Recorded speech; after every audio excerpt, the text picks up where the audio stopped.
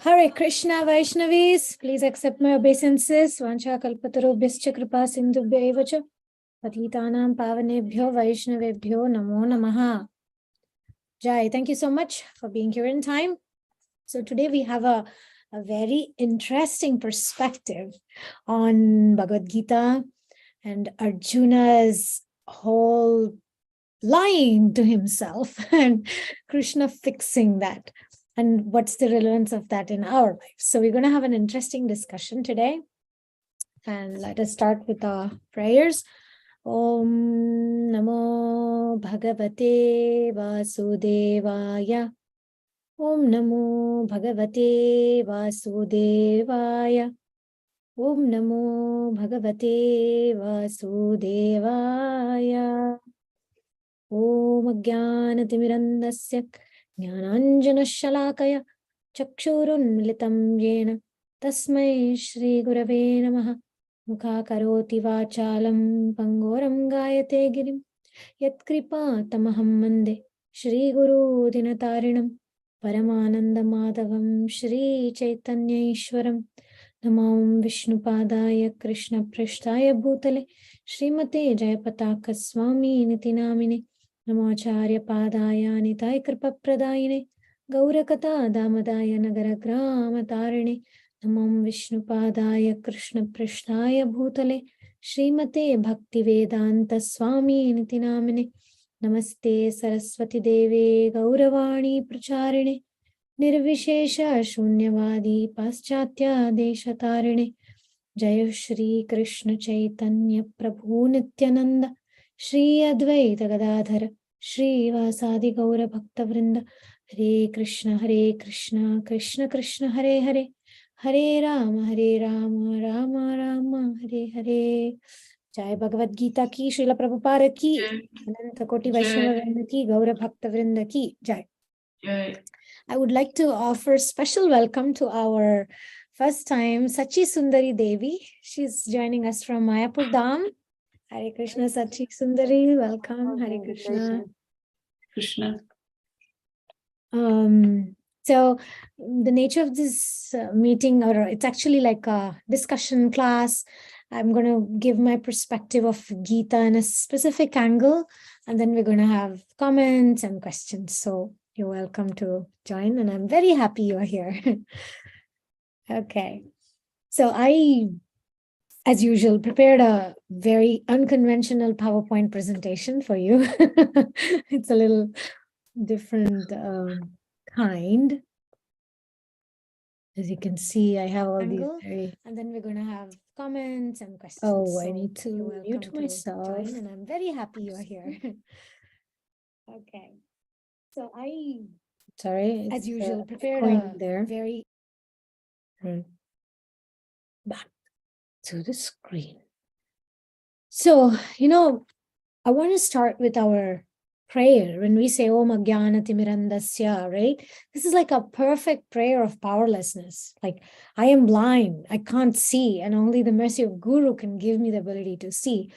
Or the other prayer, Mukha Karoti Vachalam, means like by the mercy of a Guru, even a blind man can see, and a dumb man can speak, and a lame man can walk. And the sampradaya of Gaudiya Vaishnavism is the power of it is in the powerlessness. The fact that the great acharyas are able to do amazing things is because of their humility. Whenever we hear the greatest acharyas beginning their books, they're always offering their powerlessness. They're handing over their power to Krishna. Whereas when we are not aligned to Krishna's will, then we feel like this image here. Sorry, it's a copyrighted image, but forgive me for that. It's a copyrighted powerlessness. So we have a concept where we feel stuck. And when we feel like I can't move, that's because we are working under self-will. So there's a huge difference between the Acharya's powerlessness of accepting the reality of human existence, but being ready to be empowered. So there's a huge difference. So for us as conditioned souls, it's like this. There's this lady, she's trying to make it in the world, but she's bogged down by it, but still she's lying to herself that no, I need to do this. And we're afraid to give to Krishna and surrender and fall into his arms. That's the fear. Okay, so today I'm going to address a little bit about when we feel that sense of powerlessness and I don't know what to do, our batteries are down. What is our current reality? Why do we feel powerless? Yes, in philosophical dimension, it's because we are not feeling aligned to Krishna's will. And we are thinking, I need to fix it. I need to figure out. So then that's when we feel a big rock. But on a psychological level, when we look at Arjuna, he is very emotional, very sentimental when he's telling Krishna all the consequences, all the possible disasters after the war. But Krishna's reply is very straightforward. He looks at his current reality and Arjuna's feeling stuck, but then Krishna is giving him a broader perspective, right? He anchors Arjuna. He anchors Arjuna to do what we're seeing here. Sorry. Now moving from that current situation to Krishna's vision, not even our vision, actually. It's Krishna's vision. Okay, so look at yourself. What's your current reality? How many possibilities and options are open in front of you? And what is your identity in terms of surrender to Krishna? What is Krishna's plan for you? And what is stopping you? Maybe the lies. And there are so many ways we can lie to ourselves. So today we're going to unmask that. So it's going to be a little bit of a challenging presentation today. So we're going to a little bit challenge our perception of reality. And we're going to do a little bit of a surgery there and dive into the truth. Let me see what else I've got here. Yeah, this is just a quote here before I get into the topic. You're not hopeless. You're not hopeless, helpless, or powerless when you have Krishna in your life. Okay, that's the theme of today. So that's our introduction. And then I'm going to jump into our topic today. See, there are different reasons that we lie to ourselves. We need to recognize that. In a very lower level, tamoguna level, in a very mundane level, we may lie because we want to get power or prestige, or we may want to manipulate people. But it's actually very self-destructive to kind of lie on that level, right? But there are so many other lies we tell ourselves in a subtle way. I'm not good enough. I cannot do this. I don't have a good future. I'm doomed for failure. No, all the baggage, all the experiences we've had in the past, all those traumas, we project it and we put it out in the form of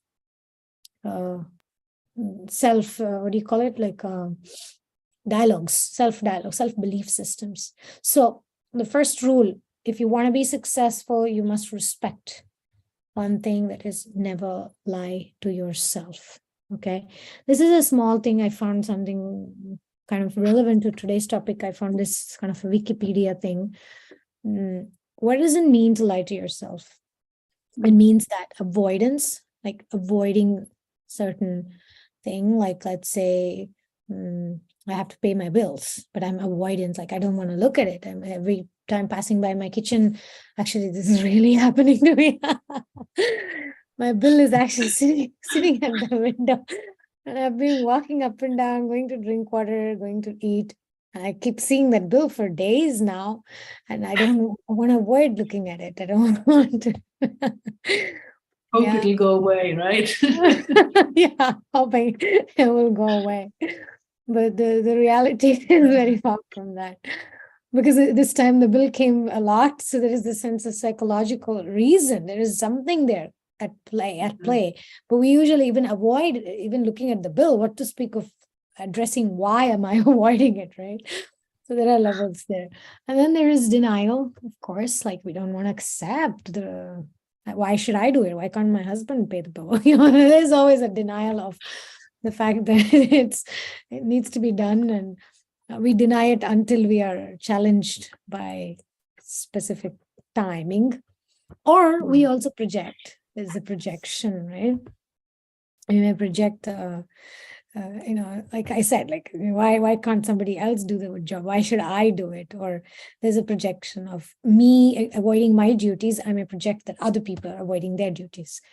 And then there's something called displacement. I'm not 100% sure what exactly that means, but my understanding is if somebody is being upset with me or neglecting me, I neglect something.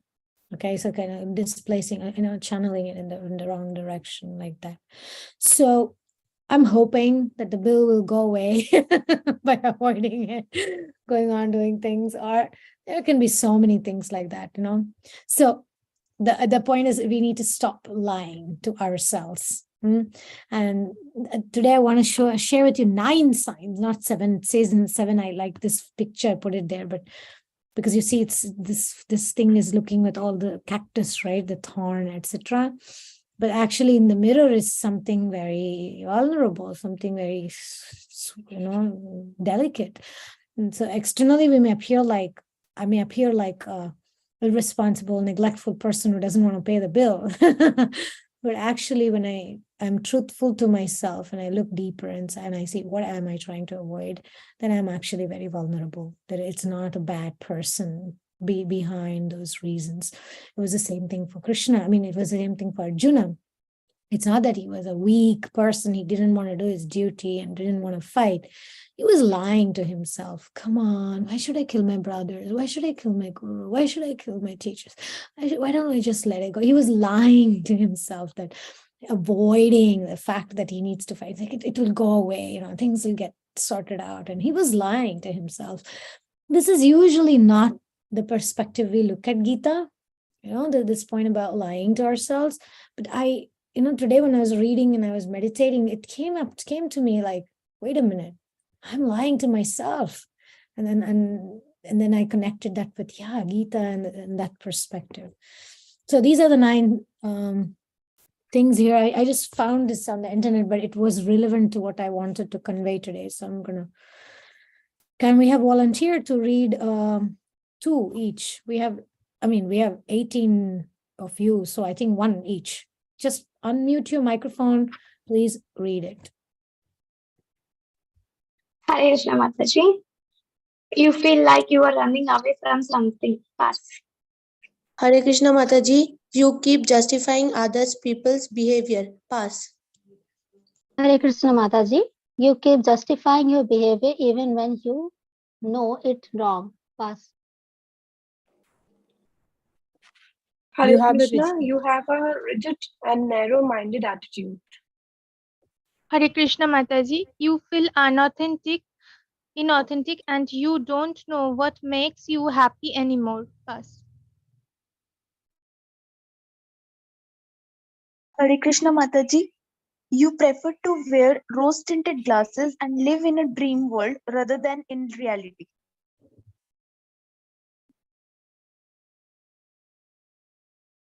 You don't like listening to others' advice and often lash out at them.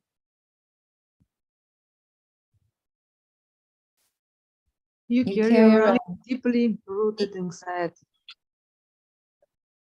Your heart contradicts your mind and is constantly battling with each other.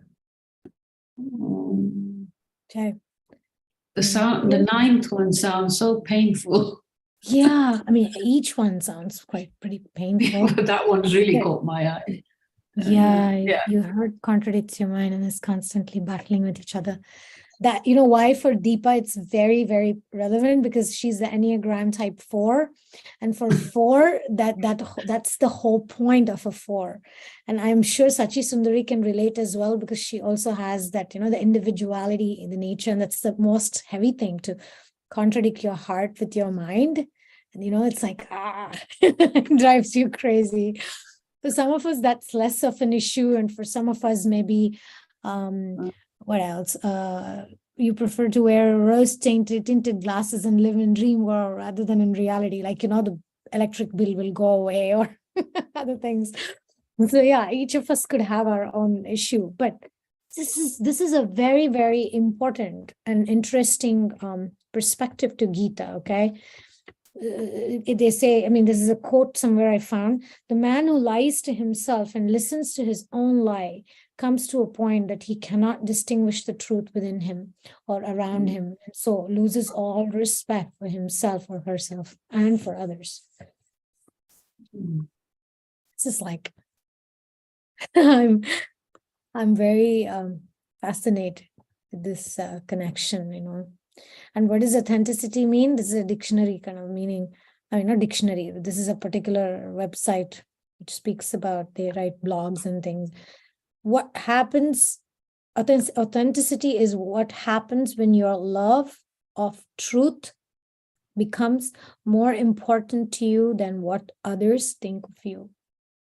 And this authenticity can be in Sattvagun, Rajagun, Tamogun, because you can say, oh, I am very authentic. I'm feeling so lazy today. I don't want to chant. I don't want to go to temple. I don't want to associate with devotees. That's my truth.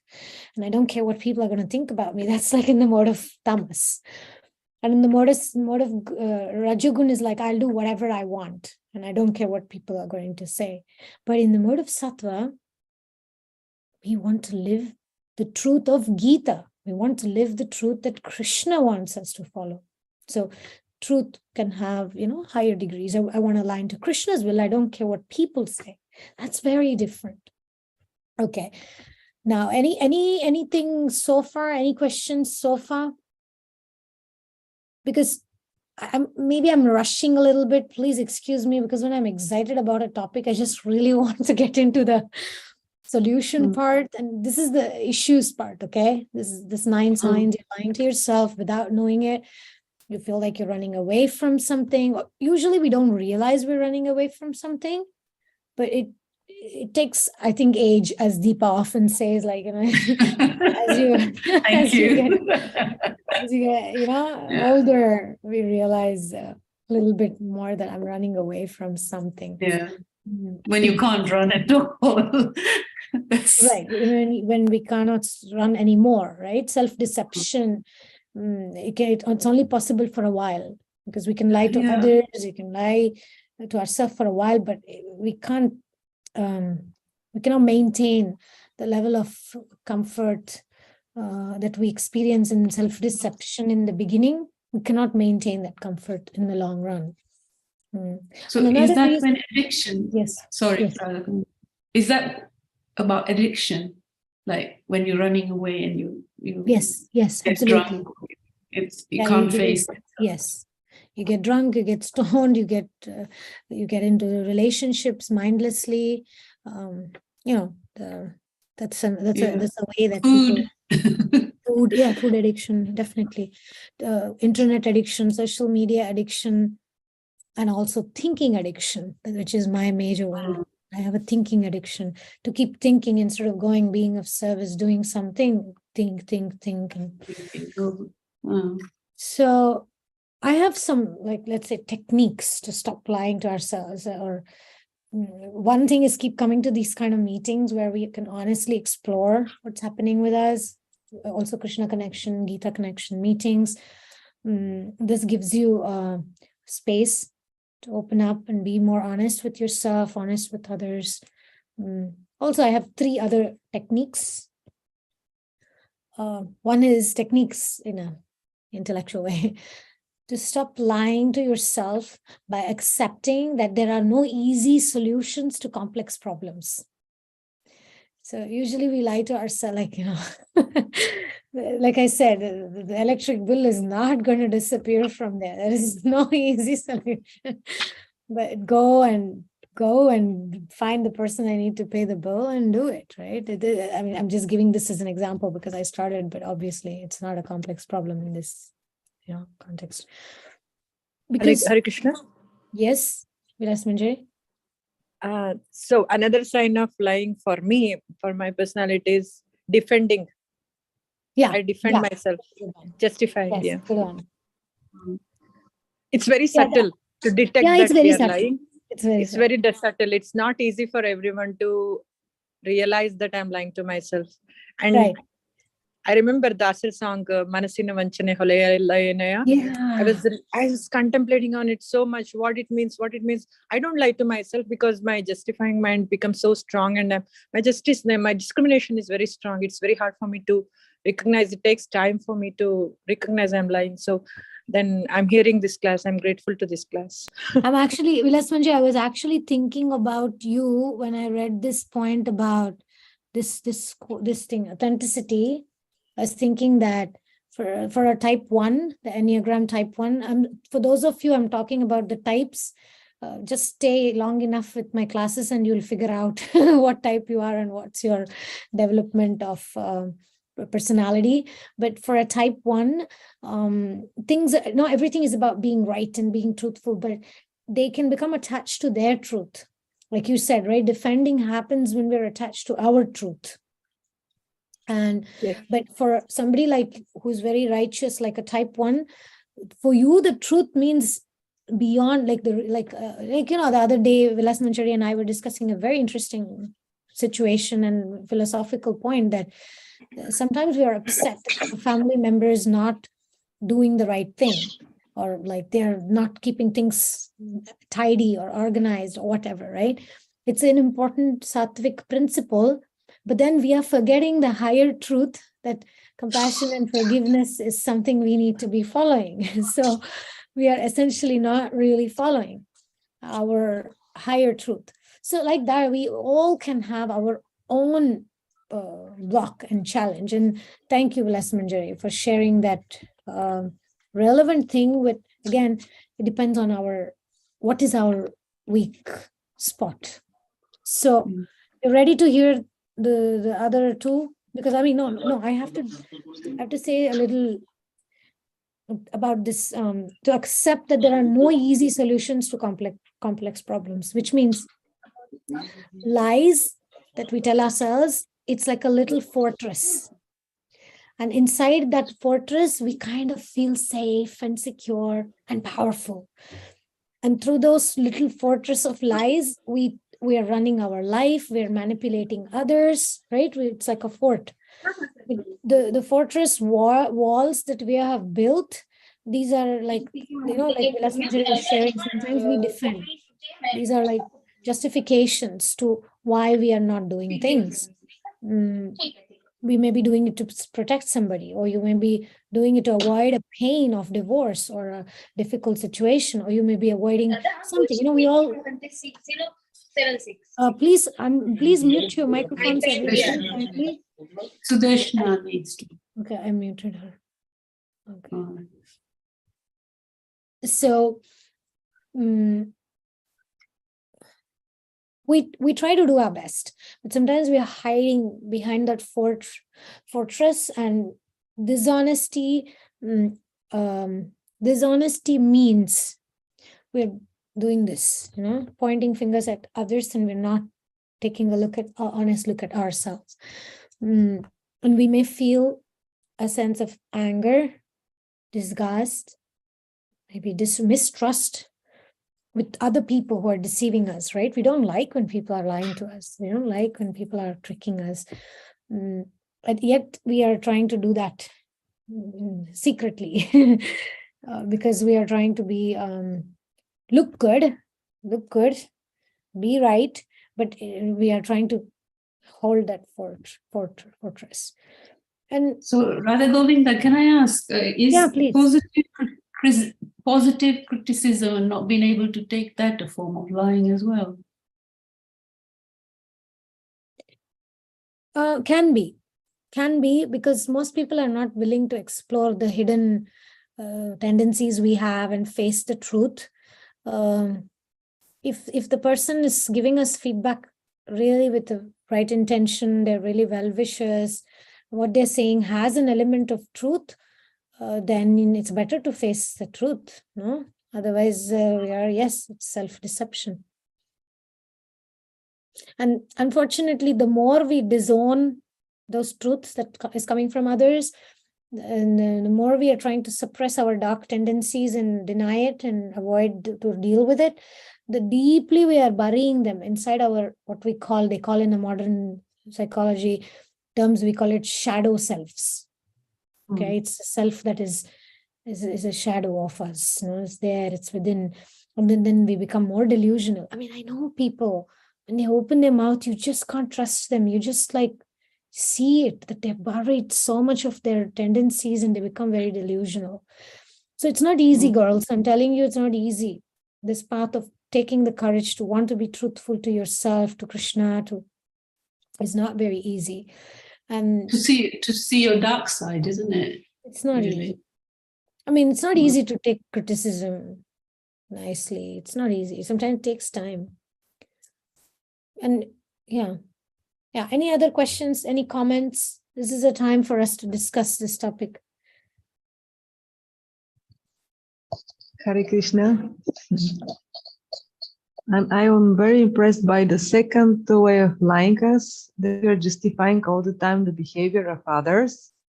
And as we discussed till the moment, so we can be very, difficult to accept criticism to ourselves, but also we can be over critic to ourselves. So, yeah.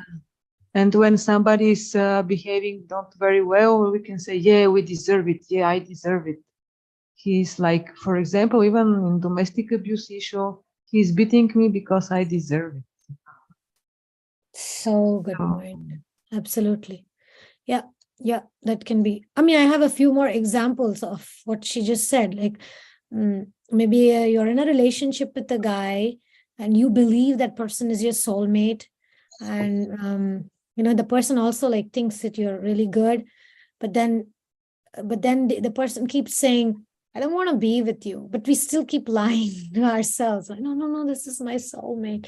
Or so many things like this can happen. A man is not really interested in you and you're going after. That can be a lie. Or you may be getting a high paying salary job and you've been told by everybody that you need to get such a job. And when you get such a job, you're tired, you're frustrated, you are starting to experiencing chronic illness, you may be having panic attacks, and you telling yourself, I'm just going through a little rough time with my health, I'm going to be okay.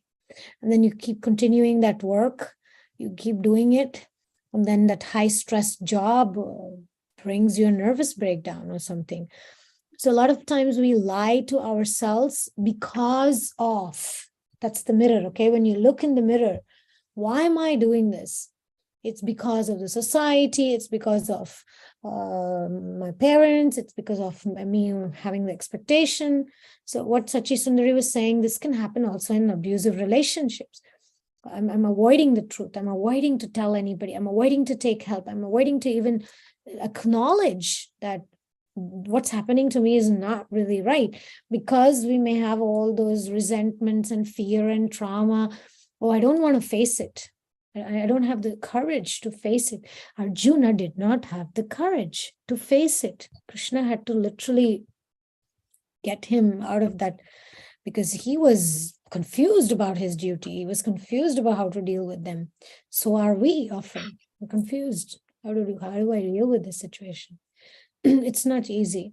I mean, there's so many examples. Like another very simple example that I've done several times, because laziness is one of my issues. Let's say I'm supposed to prepare for a college exam, and then I keep procrastinating, and I keep telling myself, I'm not really in the mood right now. I'm hungry. Let me eat. Oh, I'm not tired. Let me sleep. Oh, let me just watch a little entertainment. My mind will get. Then, I think many of you students, girls can relate to this, right? You're procrastinating. You're just like, I'll chant, but not right now. I'll chant when my mood is better. I'll feel, like later, But the truth is, my dear girls, if you take a look at the mirror, you look at yourself, why am I procrastinating? Sometimes you're procrastinating because you're afraid of the pressure that comes with those good grades. You see, you're not looking at it in that way. You may not want to study too hard because once you study very hard, you have to do your master's, which is going to study harder. You're going to get into a job which requires you to work really, really hard. So Same thing with relationships. We are afraid to face what's coming next. And so we don't usually address that. No, we're in denial. Like that, this is, and one of my favorite lying to ourselves kind of a thing is somebody decides to become a monk, right? And I go through that every 3 days. One day I'm thinking I want to be monk. Another day I'm thinking I want to be a millionaire, right? There's a dance between the two, right? So those days that I decide I want to become a monk, right? And then I believe that my choice comes from me wanting to my desire to be detached and live a very religious life. I want to become pure devotee. There's no other goal in life which is important, right? I'm lying to myself that this desire is coming from that place. But it's far from the truth, right?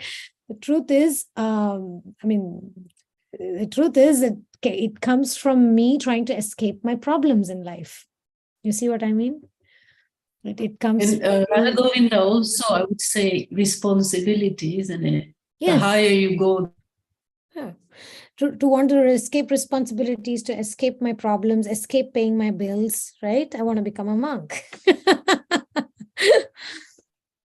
So, like that.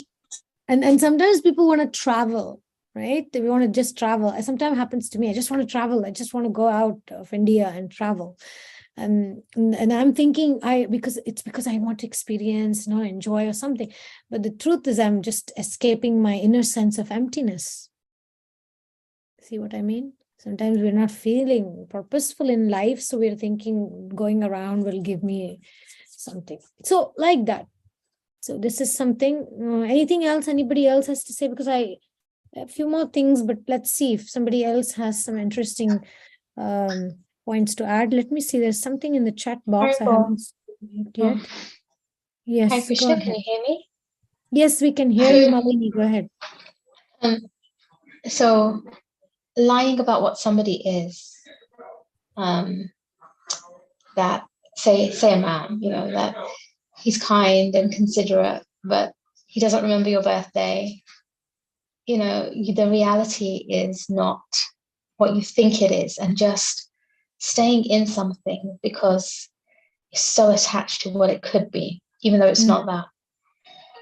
And just, I don't know how to, it's such a deep, the mind is so clever. It's decided, okay, I want it to be X, Y, and Z. And then when you think, oh, it's not quite that, but we can get there. But it can't. People can't change. You can't change people. Absolutely. I mean, it's a very good point you bring up, Malini. Yes, it's true. People don't change. And sometimes we are telling ourselves, the other day, like I called my dad to say something about my NGO, and I didn't even finish my sentence and he gave the phone away to my mom. And I was like shattered. And then I realized he's not going to change because that's how he has been. He's not going to change. At the same time, the truth is this, Malini, somebody not remembering our birthday is a fact. Okay? It's a fact that somebody didn't remember your birthday. Okay? You're not lying to yourself that they don't remember your birthday. But let's also be truthful here that that's just, the fact is just they didn't remember your birthday. The fact that they don't love you is a story. Okay? It's a story to attach. Like same thing with me, with my dad. The fact is that he just doesn't have patience to listen to anything that's happening in my life or couldn't care less about what I have to say, that he just passes the phone to my mom. That's a fact. Okay. He has a tendency. He's done it 100 times. But the story that I create around the fact, right? Like Arjuna created stories, right? Well, the story is he doesn't love me. He doesn't care about me. But that's a story.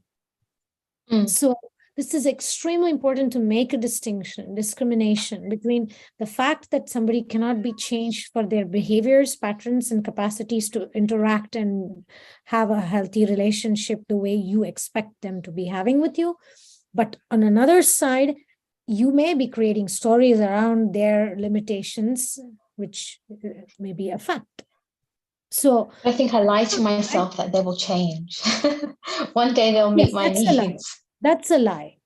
That's definitely a lie. But also to put thoughts or belief system that you're not lovable or they don't love you can also be a huge danger. It may not be the truth at all. It may be far from the truth. And it's not that they don't love you, but they may not love you the way you want to be loved.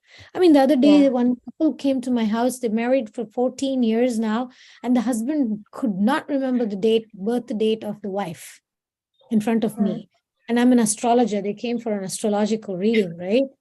And I have a lot of experience with men. Men are sometimes like that. My dad, I don't think he remembers my birthday. I don't think he remembers my mom's birthday either. So, the fact is they don't remember. But the story is to think that we don't matter. So I'm just saying, yes, it's a lie to tell ourselves they'll change, but it's also a lie to tell that we are doomed and this relationship is doomed and we are not lovable. I think it's also like a huge lie thinking that a human can be all you need. Yeah. Mataji, sometimes we lie because of the outer force also. Like if we lie in front of friends for the grades we got, we are just like we are pushed by the outer environment to lie. Because if you don't lie, they will just see your weakness and all, and they will start babbling about you. So sometimes we lie because of the outer force also. Thank you. Excellent point. And Virasa Manjari is saying, signs that Arjuna was lying to himself, right? He was escaping his Kshatriya duty by renouncing and going to forest. He was lying to himself about what will help him reach the supreme, right? And in his case also, it was like, how will I appear to be killing my guru? Or, it was very much about how it's going to be seen. And it's a very good point, Aparna. Thank you for bringing that up. I can even personally, if I can answer this from a personal experience point of view, I'm doing this NGO work and I'm having to talk to people about, say, subscriptions. And I'm seeing that people want my astrology readings. That's what they want from me. I don't like so much doing astrology readings. And usually, like, there is a tendency to lie, to make them appear like, I love doing this for you. I love to check your chart and tell you what's going to be in your life. It's a total lie. The truth is, I don't like doing astrology, but I like serving. I like doing Dham Seva. I like to collect funds and do educational programs. That's what I love. So I found a way to balance that, to be vulnerable. So last 2-3 people I spoke, I told the truth. Look, I actually don't like so much doing astrology readings, but I'm willing to do it because if you can help me with my mission, I'll help you with you finding out your life. So I'm not lying, saying this is something, I'll do for you and I'll fix all your problems in life. I don't have to lie. I don't have to sell them or whatever. And it made me more at peace. So Aparna, when we are in a situation in life where we have to do business, we have to deal with the people who have professional expectations, sometimes the best thing is to look at how we feel when we are presenting it. If you're feeling, I'm feeling so bad that I tried to push this too much. And what I said, I will do this within a week. I know I'm not going to do it within a week. Why did I say that? That will bring down your energy and you won't be able to perform well. So the best thing is to balance. The best thing is to balance and look at what you're able to do, not overpromise and underdeliver, but underpromise and overdeliver. Then it will help in the long run. But it's not easy in a competitive environment. But trust me, if you build that connection with Krishna, if you build the connection with yourself, like for me, one of the things I do is journaling. Today I had a couple of strange incidents and I journaled. And Kavya was there for me. I spoke to her, on outreach call. Thank you, Kavya. So it helped me. Talking to her made me like more cool-headed. Then I journaled everything that I wanted to change about my behavior. So like that, we can talk with somebody. If we feel pressure from outside world, this is your inner world. Aparna, you're welcome in this family. I'm very happy you're coming to these classes. You're welcome. You can call me, you can call Kavya, you can call Vilas Manjari, you can call any of us in the group and tell, look, I'm being pressured in this way. I don't want to lie. I've been pressured and I want to find a way that will not make me feel like I'm going to collapse or I'm going to have a breakdown. How can I pacify my mind? So that's why you have this community. Okay. Ji Mataji, this attending your class just make me peaceful. I'm so happy. Thank you. So you're not alone. We are all there. We are here to support you. Like today Kavya was there for me when I needed support. So it's not about, who, it's about Krishna being there for us. Sometimes you call, I may not be there. Somebody else may be there to take your call. So, we are there for each other. So thank you. Anything else?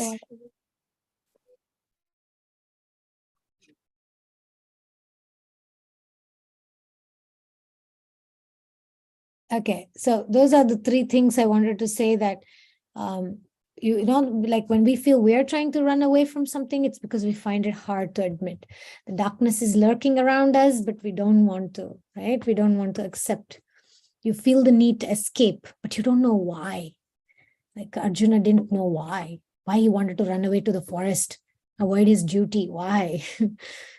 And then sometimes we keep justifying, like who mentioned that? Who is it who mentioned about, Malini mentioned, you keep justifying other people's behavior, or I don't know if it was Malini. Somebody mentioned about that, right? Like making excuses for somebody else. Oh yeah, Sachi Sundari was mentioning that. We make excuses. Oh, I'm being abused because I deserve to be abused. I don't want to tell the truth, and like that. We have to be, maybe, for example, you might tell yourself that the emotionally abusive husband, he's just pressured at job and he's just trying to put it out, but it's not really, but then after years you accumulate trauma. You get scared when you see his message or when he calls you, or like that, and then the guy might just be like, oh, I'm sorry, but he may not be serious, and we may be telling ourselves that, oh no, he's going to change. And I'm not saying go away. The point is, don't lie to yourself or to people around, to face it somehow or another in a sattva guna way. And then deeper, more deeper about sattva is we keep justifying our behavior. Whether we are in abusive relationships and we are justifying, no, I deserve it, that's why he's doing this, or I can't move from this job, I have no other option, I'm terrified to go away somewhere, because we don't want to go out of our comfort zone. Or we say, like, great opportunities are coming in our life, right? And we're like, no, I'm busy with other commitments, because we're afraid. We keep justifying. And yeah. Fear, Radha Govinda, fear is a big part of it, isn't it? And especially for women. Yeah. And sometimes what we do, we're like, they say women sometimes, I don't want to say this because this is it's recorded and it's going to be available. So sometimes I'm just trying to keep it neutral, because we do have Sachi Sundari, we do have private meetings like on Fridays and on Fridays and Sundays, which is not recorded at all.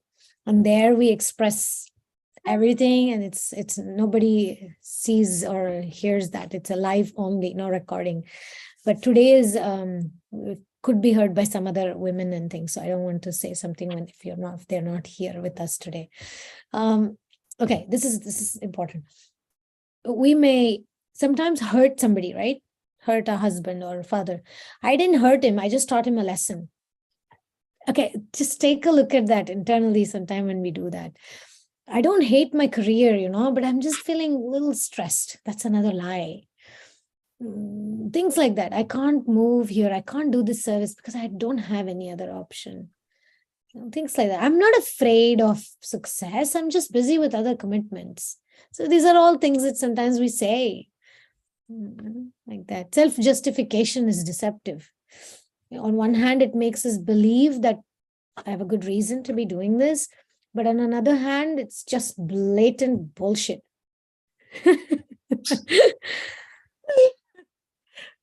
So unconsciously, we know that we're just making excuses, but consciously, we're just oblivious. We don't want to take responsibility.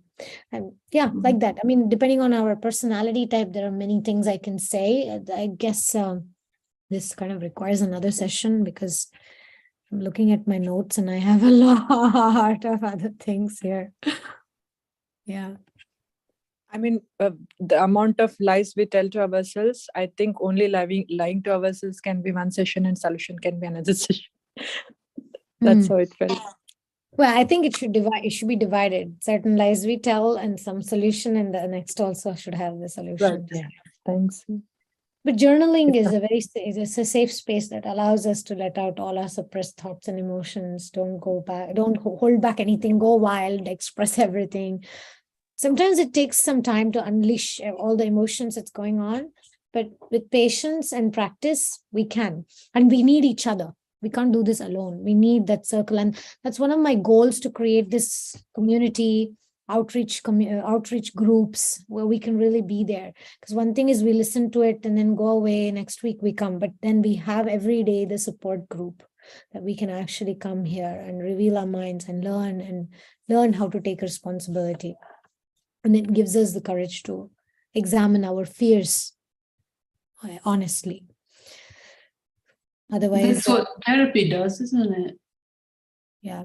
Helps you open up to face what is out there.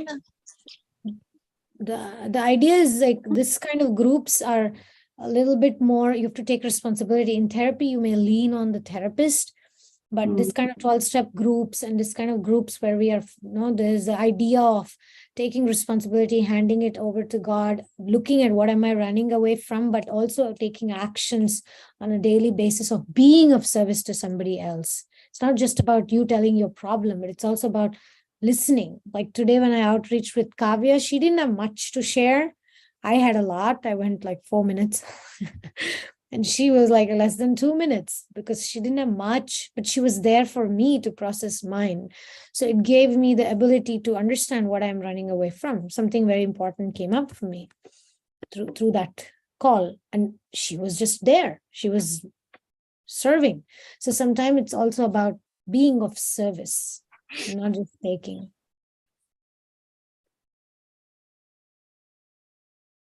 Anybody else has any other questions? You can also type it in the chat box. Oh, there is something in the chat box. I'm not looking at it.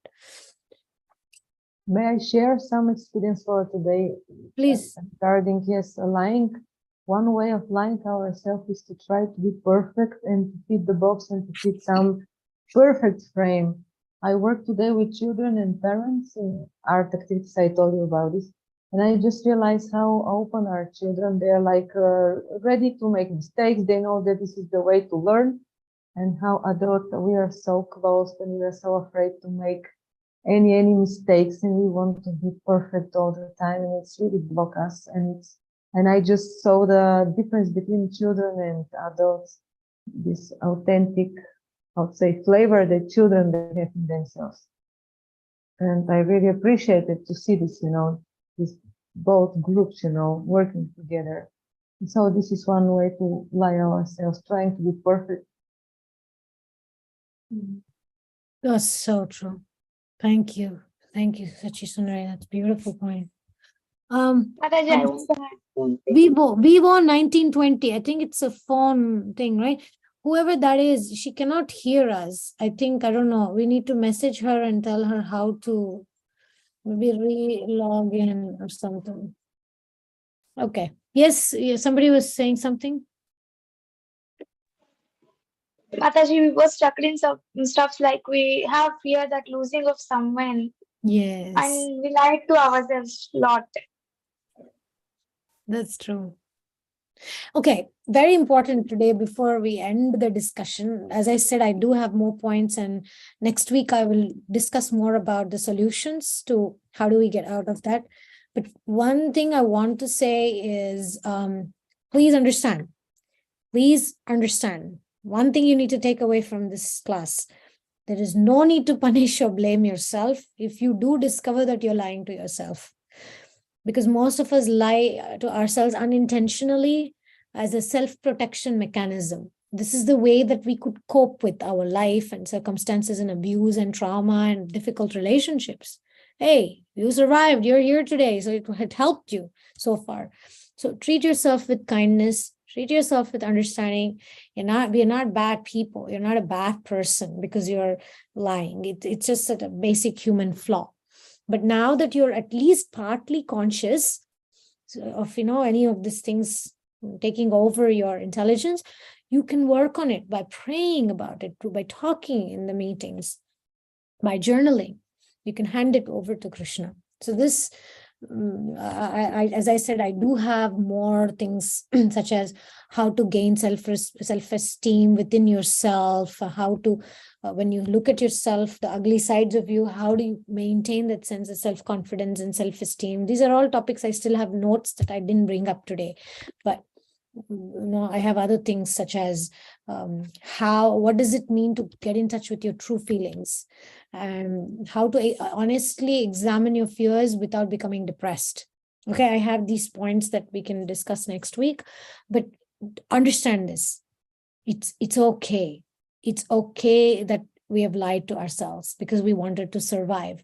But now that you have a community, you have a support system, we have a system, you can pray to Krishna to guide you one step at a time, baby steps towards authenticity and to live our life to the best as Krishna would like us to. Okay. Anything else?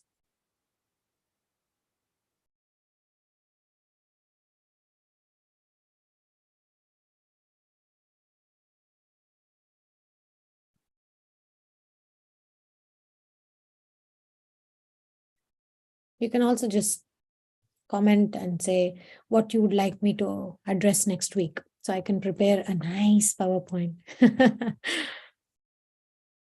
Maybe we can just go down that list that you had just, because we kind of covered only the first one, isn't it? Yeah. That's a good point of going through the solution list, because it's tough to know only the problem. Yes. Mm. Well, we did number 2 as well. Well, we did quite a few. Yeah, I mean, I tried to cover. I think the first 3 we've kind of covered. Maybe we can do 4 next time. Yes, 4, 5, 6. I do have points about that. 7 also, I have something about that.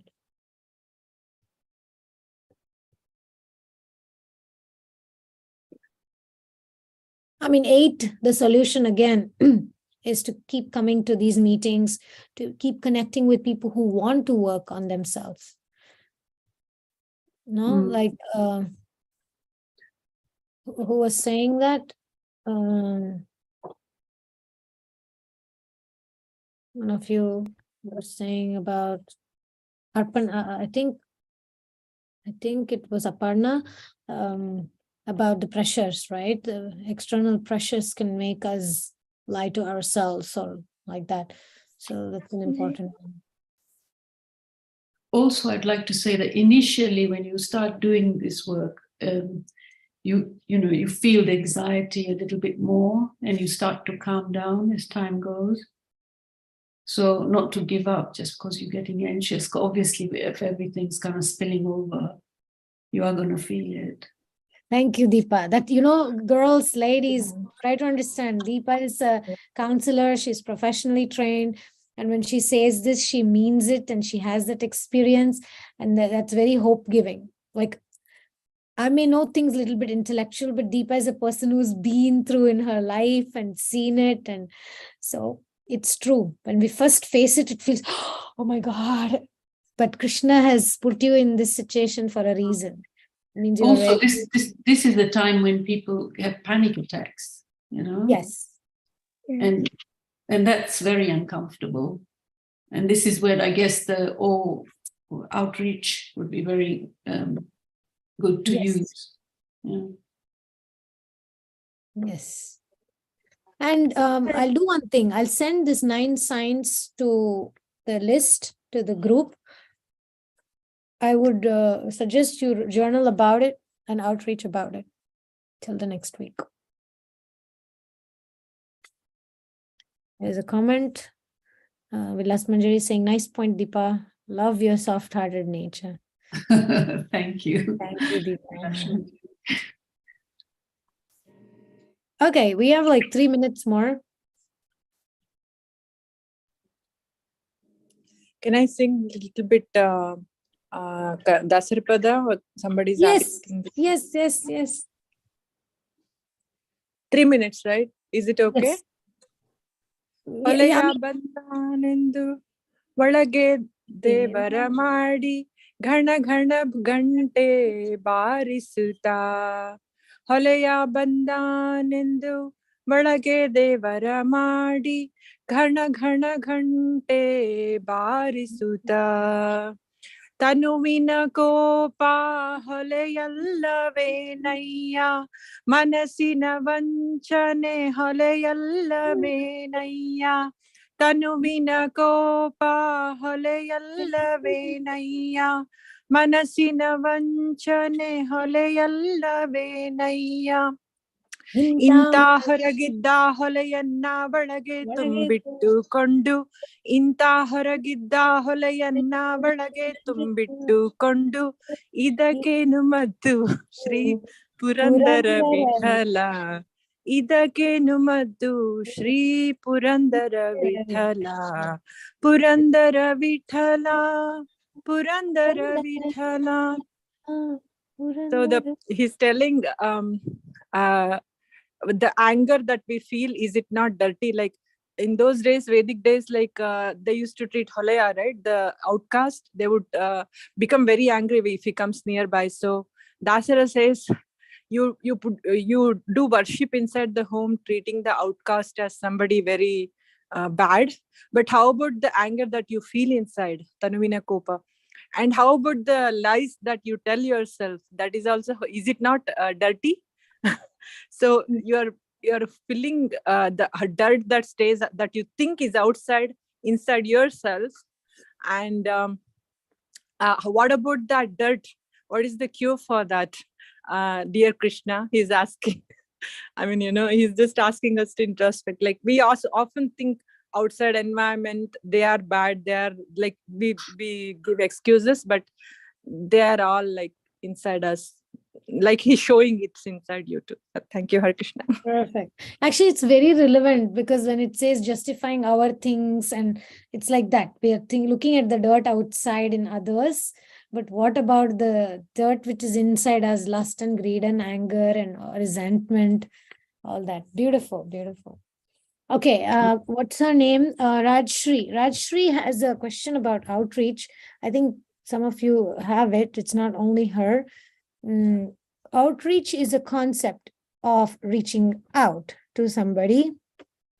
Okay, so the system is like this. This is a very well-known system in many therapy groups and many, like 12-step groups, where people are working on their addictions, like food addiction or other addictions. Okay, so Rajshri, we have an outreach group of Krishna Connection outreach, and in that group, I think you are also part of it.